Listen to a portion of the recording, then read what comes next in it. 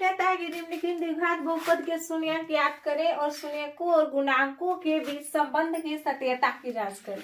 चलिए अब कैसे बनाते हैं इसको देखिए। अब देखिए तो एक्स स्क्वायर है, इधर माइनस में तो इधर आएगा तो प्लस में होगा। अब एक्स है, स्क्वायर हो जाएगा तो रूट में चढ़ेगा कि नहीं। अब यहाँ पे देखिए प्लस माइनस से भगवा होता है, तो एक बार हम प्लस लिख देते हैं, हम एक बार माइनस।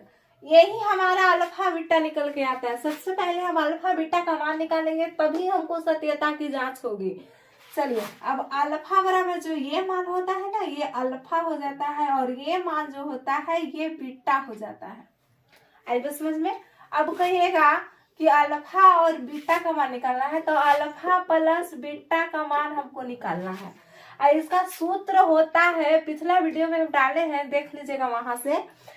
अल्फा प्लस बीटा का मान होता है माइनस बी बाई ए। ठीक है। अब कहिएगा कि बी बाई ए हम कहाँ से लाए। अब चलिए ए एक्स स्क्वायर द्विघात समीकरण है, यहाँ पे द्विघात बहुपद दिया हुआ है तो हम द्विघात लिख देते हैं। होता है कि नहीं होता है।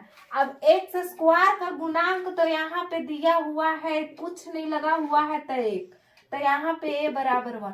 अब देखिए बी बराबर हमको कुछ नहीं दिया, एक्स इसमें लगा हुआ रहता तब ना उसको हम बी बोलते हैं, तो बी तो दिया हुआ है नहीं कुछ, तो इसको हम क्या लिखें, इसको बी बराबर हम 0 लिख देते हैं। और सी बराबर देखिए -3 दिया हुआ है कि नहीं।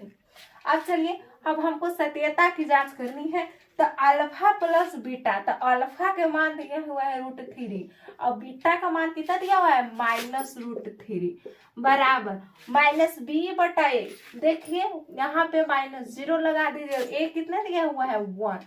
अब देखिए प्लस माइनस माइनस होता है, तो √3 में से √3 जाएगा बाबू, तो 0 होगा कि नहीं। और 0 से भाग देंगे तो 0 हो गया। यही हमारा प्रूव्ड हो गया। अब देखिए अब इसमें कहता है कि गुणांकों को भी सिद्ध करना है हमको, तो अल्फा इंटू बीटा बराबर होता है C/A। तो C कितना दिया हुआ है -3 और A कितना दिया है 1 हो गया।